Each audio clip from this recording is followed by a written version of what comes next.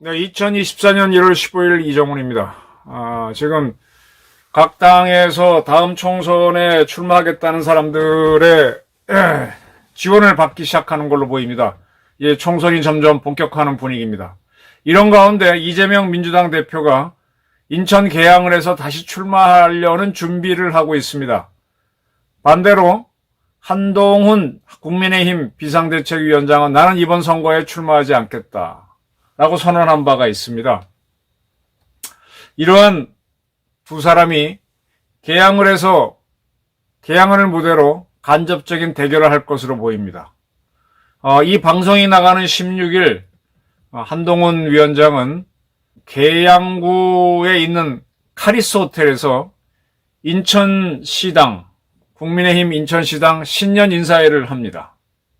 16일 날 어쨌든 한동훈은 인천 계양구로 갑니다. 그런데 지금 이재명 대표는 인천시 계양구 계산동에 있던 사무실을 좀 더 요충지인 계산역 앞으로 옮기는 계약을 한 것이 확인됐습니다. 계산역 앞으로 옮긴 건데 여기에는 상당히 유동인구가 많아서 많은 사람이 모일 수 있는 곳입니다. 그리고 새로 이번에 계약을 한 임대 계약은 확인한 것 같아요. 인천과 경기의 도화 언론들이 다 보도를 했으니까. 과거에 지금까지 써오던 사무실보다 훨씬 더 크다, 넓다. 그러니까 더 좋은 데로, 비싼 데로 왔다는 얘기죠. 그래서 이재명 대표가 이번 총선에 계양을 해서 출마할 준비를 확정 지은 것이다. 이렇게 다들 보고 있습니다. 이에 앞서 지난 1월 8일 날 민주당은 총선 예비 후보로 이재명 씨가 적합한가 알아야 돼서 적격 판단을 내렸죠. 이재명 씨는 전과 사범이고 지금 몇 개의 사건으로 지금 형사재판 또 등을 받고 있죠. 분명히 무죄가 나올 가능성도 있겠지만은 여러 가지 문제로 형사 기소가 됐다는 거는 자범이라는 뜻인데 그런 사람을 적격이라고 판단을 했습니다. 근데 이러한 이제 계양으로 불출마를 선언했던 한동훈 위원장이 가서 인천시당 신년 인사를 한다고 합니다. 지금 한동훈 위원장이 전국을 다니면서 신년 인사회를 하는 걸 쭉 지켜보고 있는데 신년 인사회에 온 사람들은 국민의힘 사람들이니까 환영의 강도가 당연히 높죠. 근데 그거 말고 이래 여러 군데 가서 그런 걸 보게 되면 상당히 호응이 있어요.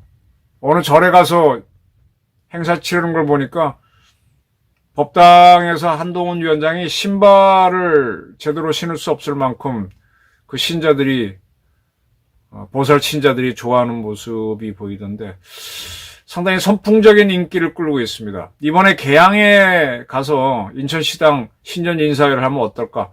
지금 지난번 광주에 갔을 때는 이재명 대표가 다한 것처럼 테러가 있지 않을까 그런 우려 때문에 경호가 셌는데 이번에 계양에 가도 역시 경호를 세게 할 것이라는 보도가 있습니다. 근데 그런 경호 여부와 관계없이 상당한 선풍을 일지 않을까. 네. 계양은 전통적으로 민주당 후보가 당선되어 온 곳이죠. 지난 보궐선거 때는 이 지역에서 오랫동안 활동해왔던 국민의힘 후보가 이재명을 잡아보겠다고 상당히 노력했지만 실패했었죠. 상당히 큰 차이는 안 났습니다. 근데 이번에 이제 한동훈 씨가 가서 바람을 일으키고 또 한동훈이라고 하는 사람이 전체를 이끌게 되면 어떤 결과가 나올지 좀 궁금하기도 해요. 일단 계양에서 열리는 신년 인사회에는 경찰이 경호를 들어가는데 반대로 김건희 특검을 요구하는 민주당 쪽 유튜버들이 집회를 계획하고 있어서 충돌이 있을 것이라고도 합니다. 네. 저는 한동훈 위원장은 불출마 선언을 하면서 비대위원장을 맡았습니다. 그럼 그는 민주당한테 이런 요구를 했었죠. 금고 이상의 형을 받은 사람들은 금고 이상의 형을 확정받는 국회의원들은 재판 기간 동안에는 어쨌든 국회의원 신분이기 때문에 월급, 세비를 받습니다. 그때 받은 세비를 전액 반납하자. 그리고 국회의원 불체포 특권을 포기하자. 라는 거를 자기는 이번 총선에 공약으로 내걸고 민주당도 이를 받아들여라 라고 요구했습니다. 근데 민주당은 아직 여기에 대해서 받아들이겠다는 말을 안 했죠. 만약에 이재명 후보가 금고형 이상을 받게 되면 이걸 받아들인 경우에 그는 지금 재판이 시작된 게 작년 말로 잡으면 이게 확정될 때까지 대법원까지 간다고 보면 한 몇 년치의 세비를 토해내야 되니까 그래서 안 받겠죠. 지금 한동훈 위원장이 지난번 비대위원장 되면서 발표했던 취임사는 다시 읽어봐도 상당히 내용이 좋죠. 공포는 반응이고 용기는 결심이다. 그래서 나는 용기를 내기로 결심했다. 용기를 내야 된다면 헌신을 해야 된다. 이 취임사에는 들어있지 않지만 이 취임을 할 때 그는 이 헌신을 위해서 불출마를 하겠다. 라고 그랬고 본인이 불출마하는 만큼 이제 강한 선명성을 드러내고 있죠. 그래서 운동권 특권 세력과 싸우겠다. 이재명 대표와 개딸 전체주의, 운동권 특권 세력의 폭주를 막아야 하는 것이 우리가 이겨야 하는 절박한 이유다. 그러나 우리가 이겨야 하는 것이 우리 정치와 리더십의 목표는 될 수 없다라고 하면서 보다 나은 사회를 만들기 위한 여러 가지 방향을 제시했습니다. 그리고 상대 당대표가 이재명이죠. 일주일에 3번 4번씩 중대범죄로 형사재판을 받고 있는데 국민의힘이 앞다르지 못하는 것은 정말 문제다. 냉정하게 반성하자라고도 했었습니다. 그리고 운동권 특권 정치를 비판하는 것만으로는 안 되고 그들을 대체할 실력과 자세를 갖춘 사람을 찾아야 된다라고 했습니다. 그리고 또 하나 상당히 재밌는 얘기를 했었는데 제가 공감하는 얘기인데 요 대목이에요. 정치와 게임을 비교했습니다. 게임과 달리 정치는 누가 이기는 것 못지않게 왜 이겨야 하는지가 본질이다. 게임과 정치는 전혀 다르다. 우리가 왜 이겨야 하는지, 이겼을 때 동료 시민과 이 나라가 어떻게 좋아지는지에 대한 명분과 희망이 없다면 정치는 게임과 똑같거나 다를 바 없다. 그냥 출세의 수단일 뿐이다. 이렇게 되면은 주권자인 국민은 주인공이 아니라 구경꾼, 돈 내고 보는 구경꾼에 전락한다. 이렇게 얘기했습니다. 조직 생활을 해본 사람들은 이제 그런 얘기를 많이 하죠. 이 조직에 오래 몸떴다 보면 이렇게 해야 된다는 그런 관을 갖게 되죠. 근데 그런 관을 갖고 있는데 그걸 펼 기회가 없다 보면은 이제 초연해진다고 표현하는데 그러면서 이제 회사 일 돌아가는 거를 남의 일 보듯이 보죠. 왜? 어차피 내가 정력을 갖고 일하고 싶은데 그 기회는 상실됐고 그런 기회는 주지 않고 근데 지금 엉뚱한 사람들이 총애를 받아가 끌고 나가면은 나는 뭐 지켜나 보고 봉급이나 받지 하고 이렇게 되면서 이렇게 되면 그는 이제 회사에 대해서 주인의식을 안 갖게 되죠. 저도 이건 신문사에 있을 때 말년에는 제법 가졌었어요. 저 친구는 저 자리에 가더니만 자기 살아남기 위해서 진급하기 위해서 저런 짓이나 하고 있구나. 근데 어떻게 말릴 방법도 없고 얘기해봐도 들을지도 않을 거고 그 상급자한테 얘기해도 그는 이미 이 사람한테 믿고 맡겼으니 화를 낼 거고 그러니 나는 뭐 봉급이나 받고 있자 이렇게 되는 거죠. 그렇게 하면 조직은 자꾸 타락하고 그 구성원들은 주인의식 없이 일하니까 회사도 이렇게 자꾸 무너져 가죠. 한때 동아일보는 대한민국 최고의 신문이었지만은 지금은 조선일보에 많이 밀리고 있는 게 저는 그런 주인의식을 상실하게 만든 리더십에 있다고 보는데 지금 이 얘기를 한동훈 장관이 참 잘했어요. 이 사회생활 이런 걸 게임 보듯이 나무일 보듯이 나무 자식 키우듯이 하는 건데 이거는 진짜 문제죠. 그래서 정치가 이렇게 돼서는 안 된다. 주인의식을 갖게 하자는 얘기를 했어요. 이거는 뭐 상당히 중요한 얘기입니다. 그러면서 이제 불체포특권을 내려놓자 유죄받은 사람들은 재판기간 중에 받은 봉급은 다 내놓게 하자 이런 걸 민주당도 받아라고 하는데 지금 얘기가 없습니다. 자, 개항을 해서 이재명과 한동훈이 어쨌든 뭐 직접 대결은 아니지만 이렇게 스치게 됩니다. 지금 이재명 대표는요, 개항을 해 출마하겠다는 게 확정됐으니까 그가 지난 1월 8일 날 서울대병원 퇴원하면서 내놓은 말들을 다시 한번 이렇게 들여다보게 만들어요. 그런 국민이 살려주셨고 국민이 살려주신 목숨 남은 생도 오로지 국민을 위해서만 살겠다라 그랬습니다.